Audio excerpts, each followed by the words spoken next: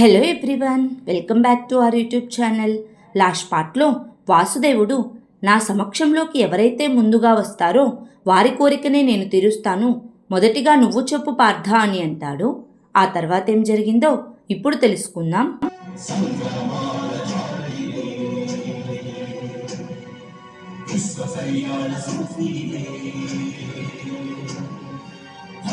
ధర్మము ఆది అనంతము సత్యము సాధనరంగము జాత్యంకార పర్యవసానము శక్తి ఇదే భక్తి ఇదే జీవన్ ముక్తికి మార్గమిదే పంచమ వేద సారం మహాభారతం కృష్ణుడు చూపిన లీల ఇదే జీవన వేద మార్గమిదే గీత జనించిన క్షేత్రమే ఇదే మహాభారతం.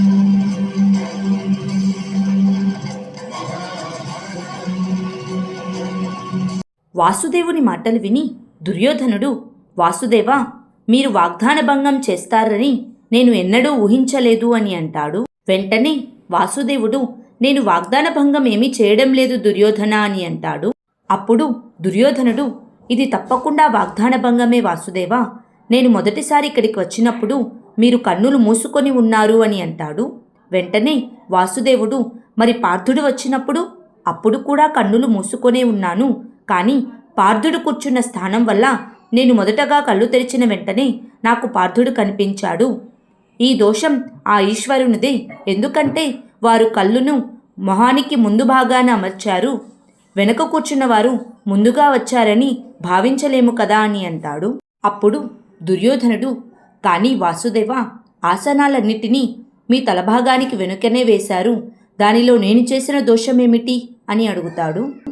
వెంటనే వాసుదేవుడు, అయితే పార్థుడు కావాలనుకుంటే మొదటగా వచ్చి ఆసనంపై కూర్చునేవాడు కదా, గర్వమే ఉచితాసనం కోరుకుంటుంది బావా దుర్యోధన, మరి ప్రేమ ఉచిత స్థానాన్ని కోరుకుంటుంది, నేను వాగ్దాన భంగం చేయటం లేదు దుర్యోధన అని అంటాడు. వాసుదేవుని మాటలు విని దుర్యోధనుడు, అయితే ఇప్పుడు మీ నుంచి న్యాయాన్ని ఆశించడం వ్యర్థమే, ఇక నేను వెళ్ళిపోతాను అని వెళ్ళబోతూ ఉండగా అర్జునుడు, ఆగండి యువరాజా దుర్యోధన, మీరు ఇక్కడికి మాధవుని ఏదో అడగాలని వచ్చారు, అది అడగకుండా వెళ్ళిపోతే అది మాధవునికి కలంకం తెస్తుంది అని అంటాడు. వెంటనే దుర్యోధనుడు, అయితే నేనేం చేయగలను, వాసుదేవుడు నిన్ను మొదటిగా అడగమని ఆదేశిస్తున్నాడు అని అంటాడు. అప్పుడు వాసుదేవుడు, ఎందుకంటే పార్థుడు యాచించడానికి వచ్చారు, ఇక తమరు యోచించుకొని వచ్చారు, పార్థుని మనసులో అంకితభావం ఉంటే ఇక తమరి మనసులో రాజనీతి ఉంది, పార్థుడు దానాన్ని ఆశించి వచ్చాడు, ఇక తమరికి సమర్థించే వాళ్ళు అవసరం, దానం చేసే అవకాశం వస్తే ముందుగా ఆ అవకాశాన్ని వినియోగించుకోవాలి, ఎందుకంటే దానం కన్నా ముందుగా చేసే కార్యం ఈ జగత్తులో ఏదీ లేదు దుర్యోధన అని అంటాడు. వెంటనే దుర్యోధనుడు, మీరు పక్షపాతం వహిస్తున్నారు వాసుదేవా అని అంటాడు. అప్పుడు వాసుదేవుడు, లేదు దుర్యోధన, నిజానికి ఎవరైతే జగతిని కాదని నన్ను ఎంచుకుంటారో వారి తరపున నేను పక్షపాతం తప్పకుండా వహిస్తాను, కానీ అన్నయ్య ఆదేశించాడు, అందుకే నేను ఎవరి తరపున పక్షపాతం వహించను. ఏదైనా కోరుకునే ముందు మీరు నా నిర్ణయాన్ని వినండి, ఈ యుద్ధంలో నేను నా సైన్యం ఒకే పక్షాన యుద్ధం చేయము, యుద్ధభూమిలో నా సైన్యం నాకు వ్యతిరేకంగా నిలుస్తుంది, ఈ నారాయణ సైన్యం విశ్వంలోనే అద్వితీయమైన సైన్యం, ఒక అక్షౌహిణిలో ఒక్కొక్క సైనికుడు ఒక్కొక్క మహారథితో సమానం, విశ్వంలోని అన్ని శస్త్రాలను సంధించగలరు, ఈ సైన్యాన్ని పరాజితులను చేయడం దాదాపుగా అసంభవమే అని అంటాడు. వెంటనే దుర్యోధనుడు, కానీ వాసుదేవా, తమరికున్న సామర్థ్యం తమ నారాయణ సైన్యం కన్నా ఎక్కువే అని అంటాడు. అప్పుడు వాసుదేవుడు, నీవు నిజమే చెప్తున్నావు బావా దుర్యోధన, ఈ లోకంలో నా సుదర్శన చక్రం కంటే అత్యంత శక్తివంతమైనవి మహాదేవుని త్రిశూలం, ఇంద్రుని వజ్రాయుధమే, నేను దానిని ప్రయోగించానంటే మనుషులే కాదు దేవతలు సైతం భయభ్రాంతులవుతారు, నా జ్ఞానానికున్న శక్తి, నా చరిత్రకున్న బలం, నా ఆత్మబలం కలిసినదే ఈ శస్త్రం, నేను సుదర్శన చక్రాన్ని ప్రయోగించిన వెంటనే ఈ లోకం నాశనమైపోతుంది, న్యాయాన్యాయాలు, సత్యాసత్యాలు, బలవంతులు బలహీనులు అంతా నాశనమైపోతుంది, ఈ స్థితిలో యుద్ధం చేసినా ఒకటే, చేయకపోయినా ఒకటే, ఈ కారణంగానే నేను ఒక నిర్ణయం తీసుకున్నాను. ఈ యుద్ధంలో నేను ఆయుధాన్ని పట్టను అని అంటాడు. ఒకవైపు నా అజేయమైన ఒక అక్షౌహిణి నారాయణ సైన్యం, ఇక మరోవైపు నేను ఒంటరిని, నిశస్త్రుణ్ణి. ఇక ఎంపిక మీ చేతుల్లోనే ఉంది. చెప్పు పార్థ, ఏం ఆలోచించావు అని అడుగుతాడు. అప్పుడు అర్జునుడు నవ్వుతూ, నా ఎంపిక స్పష్టంగానే ఉంది మాధవ, కానీ మీపై పక్షపాత కలంకం రాకూడదు కనుక ఎంపిక చేసుకునే అవకాశాన్ని మొదటగా యువరాజు దుర్యోధనుడికే ఇవ్వండి అని అంటాడు. వెంటనే వాసుదేవుడు, కలంకమా? నా చిన్నతనంలో మా యశోదమ్మ నన్ను నల్లనివాడు అనేది. నల్లనివాడికి కలంకమంటే భయమెందుకు? అయినా నాకు స్పష్టంగా తెలుస్తోంది బావ దుర్యోధనుడు ఎవరిని ఎంపిక చేసుకుంటాడని. కొంతమంది వ్యక్తుల ఎంపికకు ఆధారం వారికి చేకూరే లాభం అవుతుంది. మరికొంతమంది వ్యక్తుల ఎంపికకు ఆధారం వారి స్వభావం అవుతుంది. బావ దుర్యోధనుడికి బాగా తెలుసు వారికి ఏ పక్షం తరపున లాభం ఉంటుందని. తెలుసు కదా బావా దుర్యోధన అని అడుగుతాడు. వెంటనే దుర్యోధనుడు, తప్పకుండా నాకు తెలుసు, అందుకే నేను ఎవరిని ఎంచుకుంటున్నానంటే అని అనబోతూ ఉండగా వాసుదేవుడు, ఆగు, మొదటి ఎంపిక పార్థుడు చేసుకుంటాడు. ఇది నీ అధికారం పార్థ, అధికారాన్ని త్యజించడం శౌర్యం అనిపించుకోదు అని అంటాడు.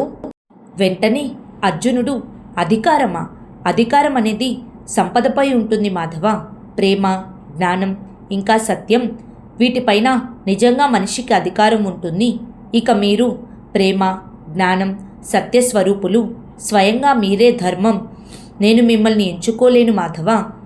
ప్రార్థించగలను అని నమస్కారం చేసి, విజయకాంక్షతో కాదు, పరాజయ భయంతోనూ కాదు, కేవలం ధర్మం కోసమే నేను మిమ్మల్ని ఎంచుకుంటున్నాను మాధవ అని అంటాడు.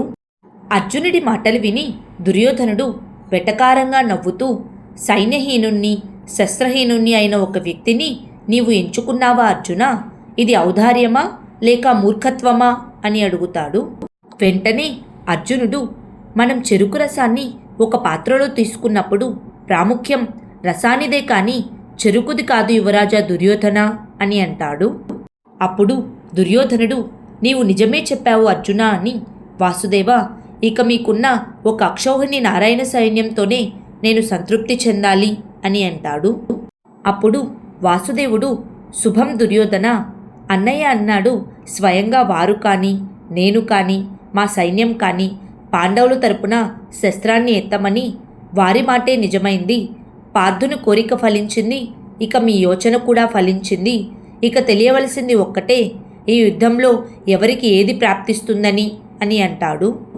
ఆ తరువాత హస్తినాపురిలో కుంతీదేవి దీపాలను వెలిగిస్తూ ఉంటుంది. అదే సమయంలో ధృతరాష్ట్రుడు అక్కడికి వెళ్ళి, కుంతి, ఈ విషయం నీకు తెలిసే ఉంటుంది. ద్వారకలో ఉన్న యాదవులందరూ దుర్యోధనుని పక్షాన ఉండాలని నిర్ణయించుకున్నారట అని అంటాడు. వెంటనే కుంతీదేవి, ద్వారక సైన్యం మాత్రమే హస్తినాపురి తరపున యుద్ధం చేస్తుంది బావగారు అని అంటుంది. అప్పుడు ధృతరాష్ట్రుడు, ఈరోజు నా మనసులో మన ప్రియ పాండు జ్ఞాపకాలు మెదులుతున్నాయి అని అంటాడు. వెంటనే కుంతి, ఈ సమయమే అటువంటిది బావగారు.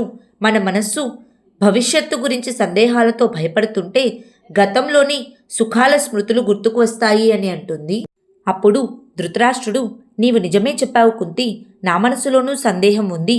నాకు చిన్నతనంలో ఒక సంఘటన గుర్తుకు వస్తుంది. చిన్నప్పుడు అప్పుడు పాండుకి 2 లేదా 3 ఏళ్ళు ఉంటాయి. తను ఆడుకునే బంగారు బొమ్మను నా చేతిలో పెట్టి దాన్ని సురక్షితంగా చూసుకోమని చెప్పాడు. కళ్ళు లేనివారు కళ్ళున్న వారికి భిన్నంగా ఉంటారు కదా. అది నా చేతిలో నుంచి జారి కిందపడి విరిగిపోయింది. అది చూసి పాండు చాలా బాధపడ్డాడు. నేను ఆ ముక్కల్ని పట్టుకొని దాని ఆకారాన్ని నా మనసులో ముద్ర వేసుకొని రాత్రంతా నిద్రపోకుండా చెక్కతో అటువంటి బొమ్మనే చేసి పాండుకి ఇచ్చాను. అప్పుడు పాండు చాలా సంతోషించాడు. అందరికీ వెళ్ళి చెప్పుకున్నాడు, నా వస్తువు ఏదైనా సరే అన్నయ్య చేతిలో సురక్షితంగా ఉంటుందని. వాడి ఆనందం, వాడి నమ్మకం చూసి నా మనసు ఎంతో ప్రసన్నమైంది. అప్పుడే నేను నిశ్చయించుకున్నాను, పాండుకి సంబంధించిన ఏ వస్తువుకైనా నేను బ్రతుకుండగా ఎవరూ హాని తలపెట్టరని. కానీ ఈరోజు నాకు దుఃఖంగా ఉంది కుంతి. పాండుపుత్రులను నేను బ్రతికి ఉండి కూడా సురక్షితంగా చూడలేకపోతున్నాను. అందుకే నేను నీకు ఒక విజ్ఞప్తి చేసుకుంటున్నాను కుంతి. వారిని యుద్ధ ప్రస్తావన తీసుకురావద్దని, వచ్చి మాకు లొంగిపోమ్మని, ఒకవేళ వారు మరణించారంటే నా మనసు క్షోభిస్తుంది కుంతి అని అంటాడు. వెంటనే కుంతి, మీరేమీ బాధపడకండి బావగారు, నా కొడుకులను సురక్షితంగా ఉంచాలన్న ప్రణాళిక సాక్షాత్తు ఆ ఈశ్వరుడిదే. వారికి ఎటువంటి హాని జరగదు. వారి తరపున కృష్ణుడున్నాడు. మీకు జ్ఞాపకం లేదా బావగారు, ఆనాడు మీ కొడుకులు ద్రౌపదిని వివస్త్రను చేయాలని చూశారు. కానీ కృష్ణుడు సభలో ఉన్న వారందరినీ వివస్త్రులను చేశారు. ద్రౌపదిని వివస్త్రను కానివ్వలేదు. కృష్ణుడు సాక్షాత్తు నారాయణుడు. వారు ఏ పక్షాన ఉంటారో ఆ పక్షాన తప్పకుండా విజయం లభిస్తుంది అని అంటుంది. అప్పుడు ధృతరాష్ట్రుడు, కానీ వాసుదేవుడు యుద్ధభూమిలో శస్త్రాన్ని చేపట్టనని ప్రమాణం చేశాడు కుంతి. ఈ పరిస్థితిలో ఆ వాసుదేవుడు నిన్ను ఏ విధంగా రక్షించగలడు అని అడుగుతాడు. వెంటనే కుంతి, కృష్ణుడు సహాయం చేయడు బావగారు. కృష్ణుడు ఎవరి పక్షాన ఉంటే సమస్త సృష్టి వారికి సహాయం చేస్తుంది. రణభూమిలో అర్జునుడి అస్త్రాలు బ్రహ్మాస్త్రాలుగా మారతాయి. ఎందుకంటే కృష్ణుడి శక్తి వారికి సహాయం చేస్తుంది. భీముడి గద వజ్రాయుధంగా మారుతుంది.